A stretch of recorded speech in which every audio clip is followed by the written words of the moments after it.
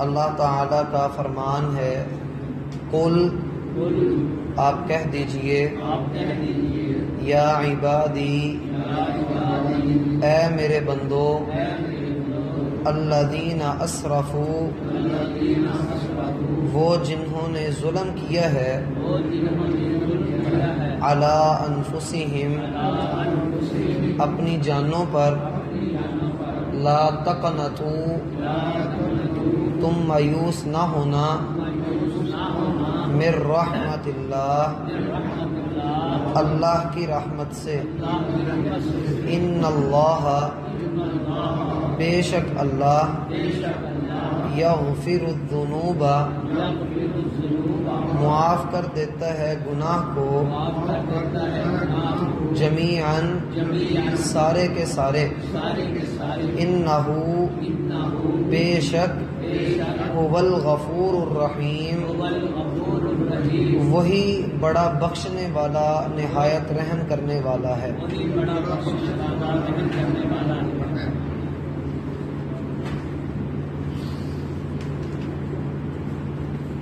حضرات ذی وقار، قرآن کریم کی یہ آیت ایسی عظیم الشان آیت ہے کہ سلف صالحین کہا کرتے تھے کہ اگر کسی نے اللہ سے امید باندھنی ہو، پر امید رہنا ہو اور اپنی امید کے سہارے زندگی گزارنی ہو تو وہ اس آیت کو پڑھ لے۔ اس آیت کریمہ کا یہ نقطہ بھی بڑا خوبصورت ہے کہ یہ ایک عوامی آیت ہے، عوام الناس اس کو بہت زیادہ جانتے ہیں، سمجھتے ہیں، اور سب سے بڑھ کر یہ کہ وہ پر امید بھی رہتے ہیں۔ اور یقیناً انسان کو اپنے رب سے، اپنے پروردگار سے امید باندھنی چاہیے اور اس کے بارے میں اچھا گمان رکھنا چاہیے، اور اس بات پر آمادہ رہنا چاہیے کہ مجھے توبہ کرنی ہے اور اللہ کے حضور پیش ہونا ہے۔ نبی علیہ الصلاۃ والسلام پر یہ صورت جن حالات میں نازل ہوئی، ہم جانتے ہیں کہ مکہ کا دور بڑا مشکل اور کٹھن مرحلہ تھا۔ ان میں وہ لوگ بھی موجود تھے جو ذہنی طور پر اذیت دیتے تھے، مشکلات کھڑی کرتے تھے، وہ بھی موجود تھے جو جسمانی تکالیف پہنچا رہے تھے۔ روئے زمین پر نبی علیہ السلام کا واسطہ ان لوگوں سے بھی پڑا جو یہ کہتے تھے کہ نعوذ باللہ اللہ فقیر ہے اور ہم غنی ہیں۔ وہ لوگ بھی نظر آئے جنہوں نے یہ کہا کہ نعوذ باللہ اللہ کی اولاد ہے، اور وہ لوگ بھی تھے جو یہ کہتے تھے کہ اللہ کا کوئی وجود نہیں، ہم ہی اللہ ہیں۔ اور ہم نے اس سورت کی پہلی 52 آیات کے اندر، پہلے 5 رکوعوں کے اندر ہم نے اس بات کو بار بار پڑھا کہ لوگوں اللہ کی توحید کو تھام لو، اللہ کی توحید کے بارے میں مخلص رہو۔ نئے نئے پہلو ہمارے سامنے آئے، لیکن کلام کا جو رخ ہے وہ اچانک سے ایک ایسی ڈگر پر جا رہا ہے کہ سننے والا، پڑھنے والا پگھل جاتا ہے اگر وہ دل سے اس کو پڑھے۔ اللہ تعالیٰ نے درمیان میں بڑی سخت باتیں بھی کی ہیں۔ مثلا اللہ تعالیٰ نے یہ کہا کہ اپنی ناشکری کے ساتھ زندہ رہو، جتنی دیر تک زندہ رہ سکتے ہو، تم پکے جہنمی ہو۔ اللہ تعالیٰ نے یہ بھی فرمایا کہ تم اللہ کی پکڑ سے بچ نہیں سکتے، نہ اللہ کو بے بس کر سکتے ہو۔ جن لوگوں نے نافرمانیاں کی، اللہ نے ان کی نافرمانیوں کا وبال ان کے اوپر ڈالا اور ان کو نشان عبرت بنا دیا۔ کلام کا یہ انداز دلوں کے اندر خوف پیدا کرتا ہے، دل ڈر جاتے ہیں،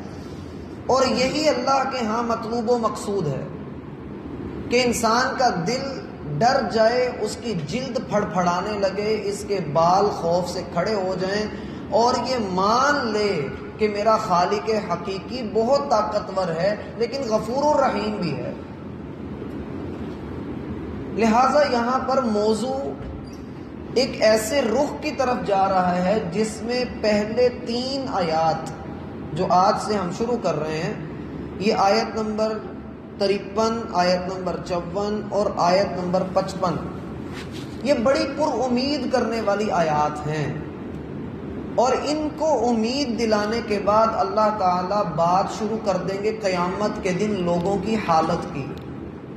کہ لوگوں کے حالات ان 3 آیات پر عمل کرنے کے بعد کیا ہوں گے، اور جنہوں نے ان 3 آیات کو نہیں سمجھا ان کے کیا حالات ہوں گے۔ آغاز میں اللہ تعالیٰ نے جو بات فرمائی وہ یہ کہ کل، آپ کہیے، آپ اعلان کیجئے، آپ لوگوں کو سمجھائیے، ان کے کانوں میں یہ بات ڈالیے،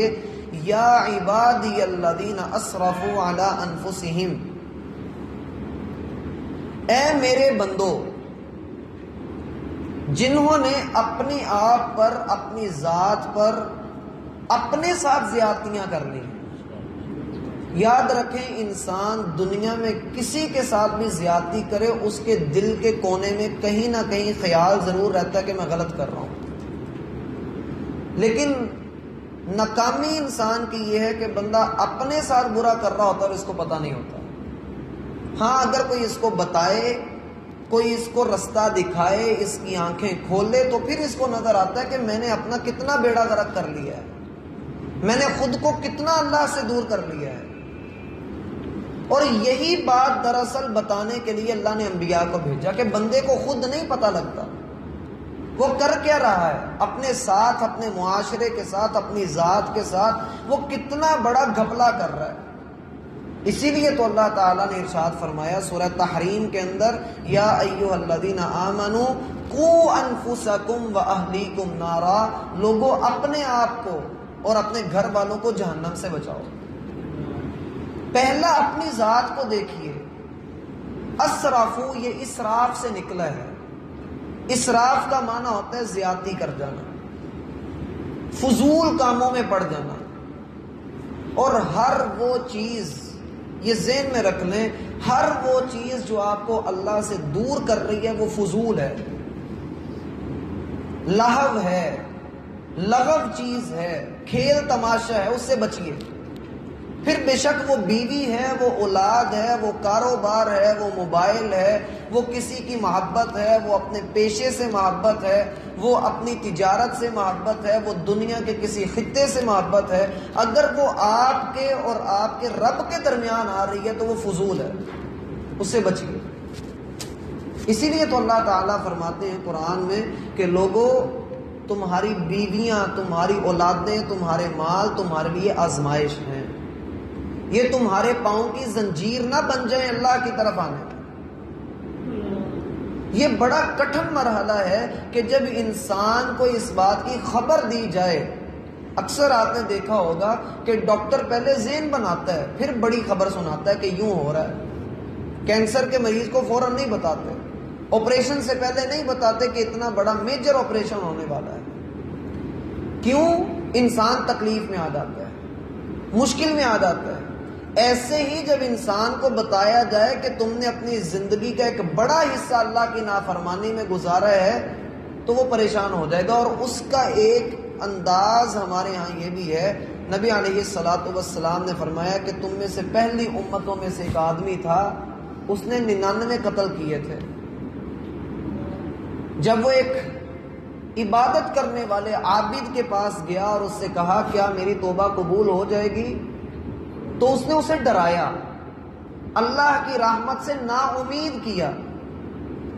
اور اچانک سے پہلی بات ہی اس نے یہ کر دی، تو ہے جہنمی، تیری معافی ہو ہی نہیں سکتی۔ بھائی آپ ڈاکٹر کے پاس جائیں، آپ کو انجیکشن لگنا ہے، وہ جاتے ہی آپ کے بازو میں انجیکشن نہیں گھسیڑ دیتا، وہ پہلے آپ کو کہتا ہے بازو اوپر کریں، پھر وہ اس کے اوپر روئی ملتا ہے،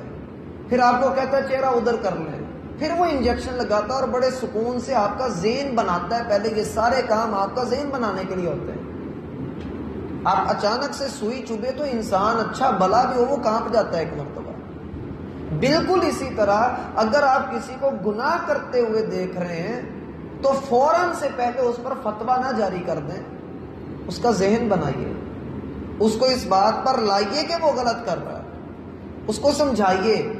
اس کے لیے اپنی زبان میں مٹھاس، لہجے میں چاشنی اور طبیعت میں اخلاص لانا پڑتا ہے، محنت کرنی پڑتی ہے۔ دن کو اس پر محنت کریں، رات کو اس کے لیے مصلی پر کھڑے ہو کر دعائیں کریں، پھر جا کر لوگ سیدھے ہوتے ہیں،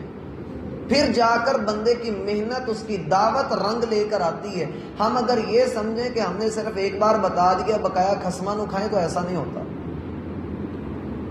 یا عبادی الذین اسرفوا، دیکھیے اللہ تعالیٰ کن لوگوں کو کہہ رہے ہیں، جن کے بارے میں کہہ رہے ہیں الذین اسرفوا علی انفسہم، جنہوں نے اپنی جانوں پر زیادتی کی۔ اللہ ان کو پہلے کیا کہہ رہے ہیں؟ یا عبادی، میرے بندو۔ اللہ ان کا رشتہ ہی اپنے ساتھ جوڑ رہے ہیں، نسبت اپنی طرف کر رہے ہیں۔ ایک جگہ پہ اللہ تعالیٰ فرماتے ہیں نبی عبادی انی انا الغفور الرحیم، اے نبی میرے بندوں کو خبر دیں کہ میں بڑا معاف کرنے والا، بخشنے والا، رحمتیں کرنے والا ہوں۔ ایک جگہ پہ اللہ تعالیٰ فرماتے ہیں وَمَن يَعْمَلْ سُوءًا أَوْ يَظْلِمْ نَفْسَهُ ثُمَّ يَسْتَغْفِرِ اللَّهَ يَجِدِ اللَّهَ غَفُورًا رَحِيمًا، کوئی بندہ اپنی ذات کے ساتھ یا کسی کے ساتھ زیادتی کر بیٹھا ہے، پھر اللہ سے معافی مانگتا ہے، وہ اللہ کو بڑا غفور الرحیم پائے گا۔ والذین اذا ظلموا انفسهم، وہ لوگ جنہوں نے اپنے آپ پر ظلم کیا، اپنے ساتھ زیادتیاں کی، ذکروا اللہ فاستغفروا لذنوبہم، جب ان کو احساس ہوتا ہے تو اپنے گناہوں کی معافی طلب کرتے ہیں۔ جب یہ آیت نازل ہوئی، یہ جو آخری آیت جس کا ترجمہ میں نے سنایا ہے، نبی علیہ الصلوۃ والسلام نے یہ آیت پڑھی، مسکرا دیے۔ لوگوں نے کہا اللہ کے رسول کس چیز نے آپ کو مسکرایا؟ کہا ابھی ابھی اللہ نے مجھے دکھایا ہے کہ شیطان اپنے سر پر مٹی ڈالتا ہوا بھاگ رہا ہے کہ ہائے میں ناکام ہو گیا، میری ساری محنت ضائع ہو گئی، کہ میں تو بندوں کو گناہوں پر لگا رہا تھا اور اللہ نے کہا کہ میں سب کو معاف کر رہا ہوں۔ ترمذی کی روایت میں آتا ہے نبی علیہ الصلوۃ والسلام فرماتے ہیں یا ابن آدم، اللہ تعالیٰ کا فرمان ہے، حدیث قدسی ہے، اے ابن آدم لو اتیتنی بقراب الارض، اے آدم کے بیٹے اگر تو زمین و آسمان کی لمبائی چوڑائی کے برابر گناہ لے کر میرے پاس آ جائے، غفرت لک ولا ابالی، اور مجھ سے معافی مانگے میں تجھے معاف کر دوں گا اور پرواہ بھی نہیں کروں گا، ذرہ بھر پرواہ نہیں ہوگی۔ سب سے پہلی بات جو یہ آیت ہمیں سمجھا رہی ہے وہ یہ کہ آپ جس کو بھی سمجھانا چاہتے ہیں، جس کو بھی دین کی طرف لانا چاہتے ہیں، اس کو اپنائیت دکھائیں، جیسے اللہ دکھا رہے ہیں یا عبادی، میرے بندو۔ بھلے گناہ کر لیے، غلطیاں ہو گئی ہیں تو اللہ کے۔ عیسیٰ علیہ الصلوۃ والسلام قیامت والے دن جب اللہ تعالیٰ ان کو پوچھے گا کہ ہاں کیسے کیسے معاملات ہوئے اور قوم نے تمہاری عبادت کیسے کی، اب جب ثابت ہو جائے گا کہ عیسیٰ علیہ السلام سچے ہیں اور عیسائی جھوٹے ہیں، تو عیسیٰ علیہ السلام کیا کہیں گے؟ ان تعذبہم فإنہم عبادک، اے اللہ اگر تو ان کو عذاب دے گا نا تو یہ تیرے ہی بندے ہیں،